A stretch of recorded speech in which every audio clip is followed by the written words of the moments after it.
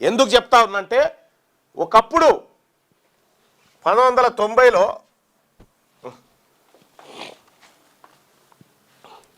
రాను రాను రాజుగుర్రం కంచెరగాడి అయినట్టుగా బీసీల రిజర్వేషన్ పరిస్థితి ఏడుకొచ్చిందో ఒకసారి చూడండి.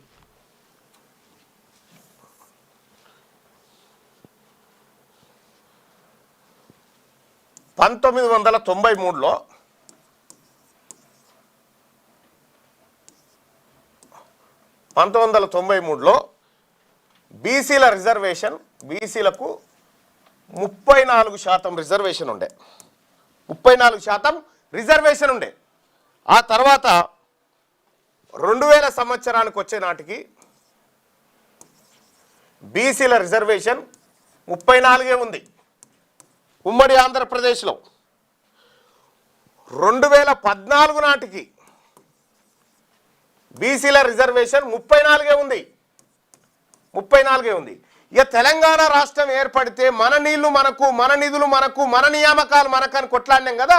బీసీలమంతా అంగీలు చింపుకొని రోడ్ల మీద పడి ఆత్మహత్యలు చేసుకొని జై తెలంగాణ నినదించినాం కదా, మనకు వస్తాయని.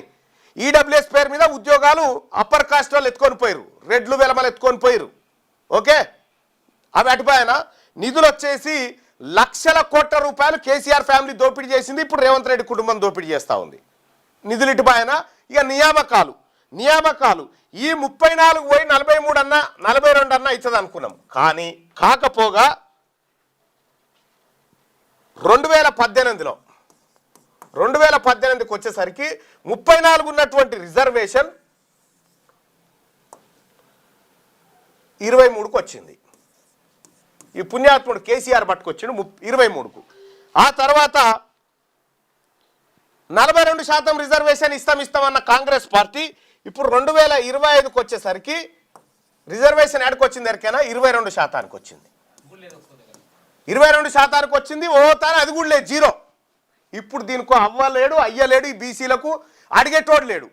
మరి వివిధ పార్టీలలో వాళ్ళ జెండాలు మోసుకుంటా మా నాయకుడు, మా యువనేత, మా నాయకుడు, మా ముఖ్యమంత్రి అని చెప్పి తిరుగుతున్న బీసీలారా ఒక్కసారి అద్దం ముంగట నిలబడి ఏం జరిగిందో నీ ముఖం ఒక్కసారి అద్దంలో చూసుకొని నా జాతులకు జరుగుతుంది దినదినం అన్యాయమేనా ఇంకేమైనా జరుగుతుందా ఒక్కసారి చూసుకో అద్దంలో.